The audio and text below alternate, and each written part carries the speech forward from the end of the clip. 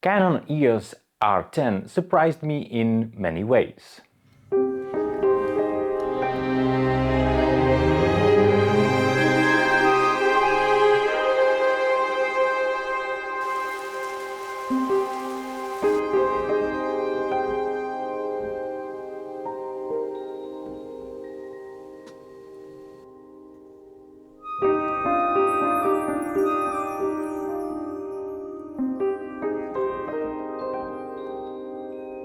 I have to say, I was very skeptical before I went to borrow it, because this new generation of mirrorless cameras from Canon doesn't suck as much as the previous generation, the first R and the M series. First R was technically just a 5D Mark IV without the mirror and with extra controls to test people out what they're going to think about the new approach. And now this generation, I think, is on the same level or maybe slightly better than the other ones. So now we're getting into the first surprise, how fast this camera boots up. So if I switch it on, in like a second you can start to shoot.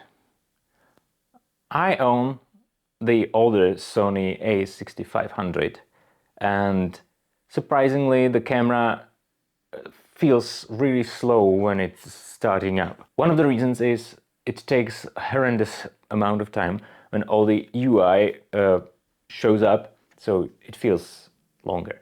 We can do a little test with the Sony a7R5 from a camera store when I went to visit. So we can just switch and it shoots in less than a second. For shooting events or happenings, the EOS R10 is very good camera. It has all the buttons and wheels as a DSLR does. So for old school photographers, very good tool because you have all the instruments to control the camera. So you don't have to be afraid that you will miss something or it's too modern, it wouldn't feel the same. I've owned the EOS 80D and it feels very similar, although it's lighter than the 80D. It's really camera for shooting pictures.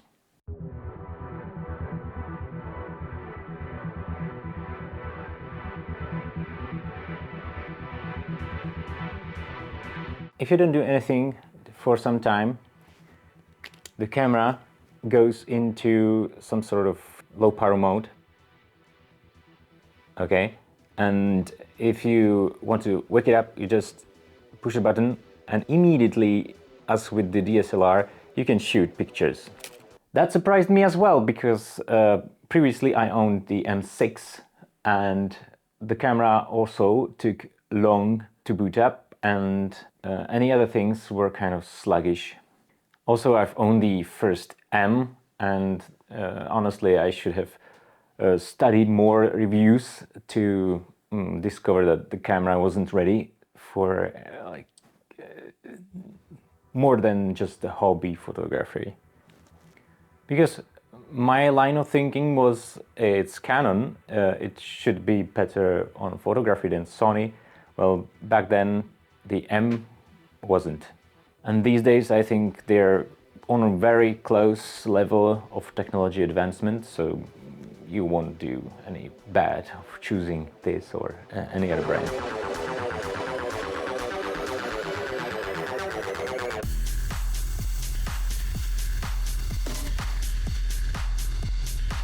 So the battery, it's really small, but it has like 1000 milliampere hours with 7.2 volts. So if you run it non-stop, you will deplete battery quickly. So when you're shooting video, the encoding just eats up the battery very quickly. So I would recommend you to buy a dummy battery to NPF or V-mount battery to get much bigger capacity and calm shooting experience.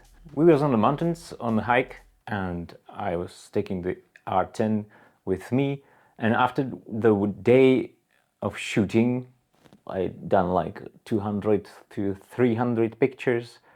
It was on a 70%. I wasn't shooting whole day, so it was hiking, not a day on a wedding. It's not as thousands of pictures, but I didn't really have to charge the battery so often as I was expecting. So that's a plus.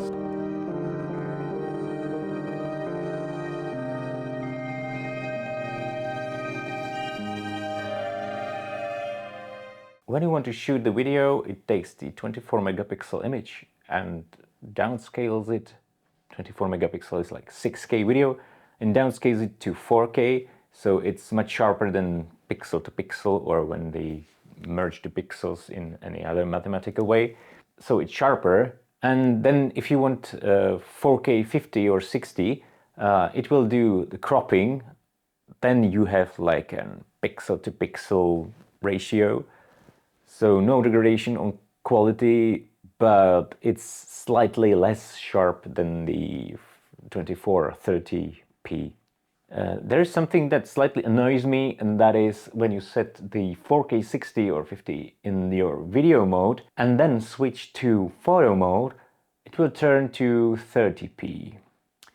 Well, there's a slight, I think it's logical, because in the video mode you always will see what you set up, but in photo mode it will show you the full screen, full sensor readout, and when you start recording video you would get a crop.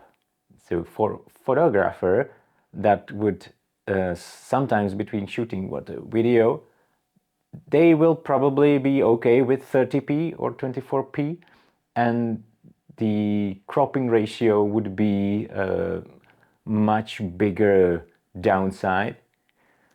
So this way they will get a sharp, good video without crop, so you immediately see what you're going to shoot.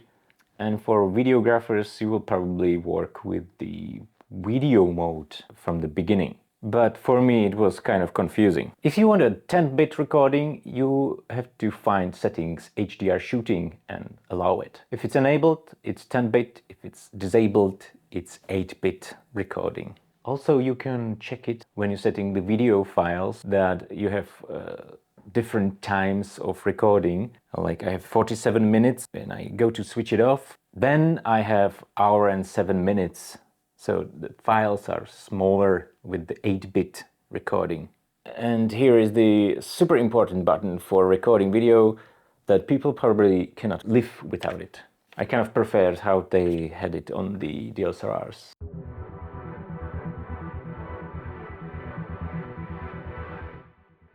So the lens. You can see happening something weird here, and that is the lens slightly thinner than the mount, about a centimeter. And I would prefer a slightly chunkier lens with brighter aperture than this compactish size lens. So why not do slightly bigger lens with better aperture? Because this you will not put in your pocket anyways, so they could. So it wouldn't be like the 3.5 to 6.3 aperture. It could be like half a star better, even though the lens is very good. With the 18 to 150, with the 150 you can zoom quite long. You can spot people on the towers, shoot airplanes, or like me on hiking. When I was on the mountain, I was shooting down the place where we stayed, and then from down I was shooting the mountain where I was. So I have both views. It is probably smaller than the older EFS lenses. That is like much bigger, and the aperture is the same. So anyway, it is more compact. I understand with the set lens it is about the compactishness than the performance, because they want you to buy better and more expensive lenses. The stabilization in this lens is very good. If you try to be really still, you can achieve shots like they were on a tripod. I mean, video shots. Basically, you don't need the IBIS in the camera because the 18 to 150 has really good stabilization. Also for the macro shots, you can get really close to the lens. For 18mm, you'll get very close wide shots. With 35mm, you'll get on a sweet spot where you're still very close and getting good portraits of the minifigures. Anyway, the automatic autofocus works very well. On the animations, definitely use manual focus. Here you can see how to work with it. Touching the display will automatically focus on a spot where you select it. On 150mm, you can shoot slightly flatter images. On the full range of the lens, you can shoot very small figures. I'm confident in the nature it would autofocus bugs very well.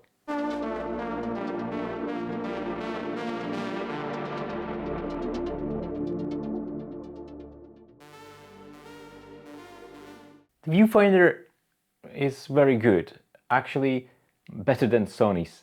On the Sony a6700 it's much worse than on R10. It reacts quite quickly in like 100 milliseconds. We can as well try to like simulate how it works. It's quite quick. I've never used joystick, but this camera has it. If you come from DSLR OG cameras, you will definitely use it. I've preferred touchscreen on ATD, that worked very well.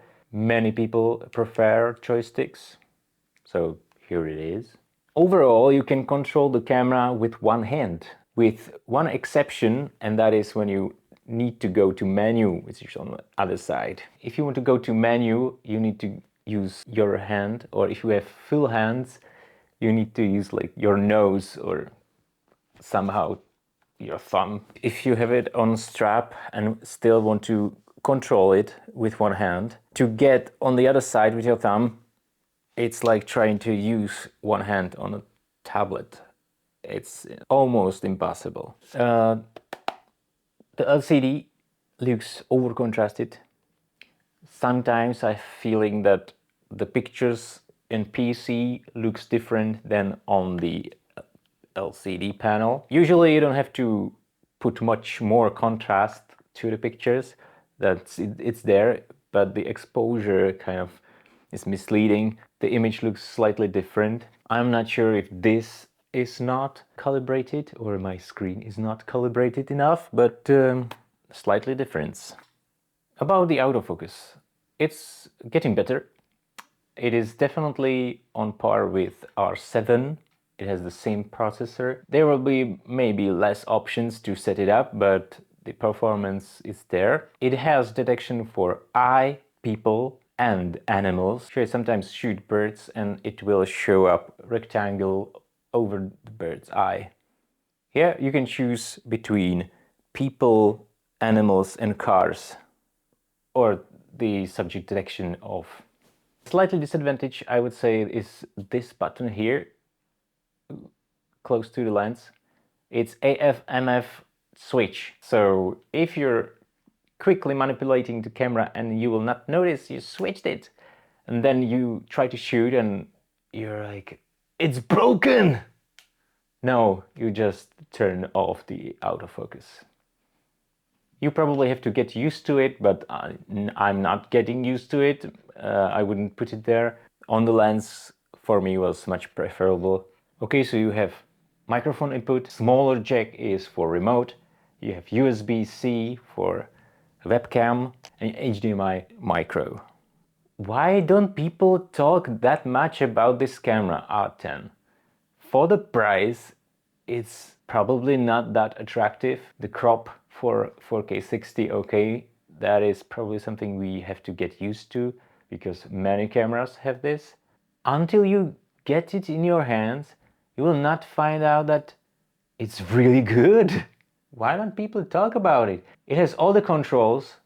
The R50 doesn't. The R50 has like stupider choices of placing HDMI ports. This is much better. Only thing I would like get better it is the battery. I don't know. I think the slot could be slightly bigger and the camera is perfect. Okay, if you want to record to external monitor, you don't mind the R50 has it, the HDMI here, because you probably will not hold it on the basic grip. You will have it caged up or on handles or on tripod. Okay, but it feels weird to have a latch or like cover here that can be opened.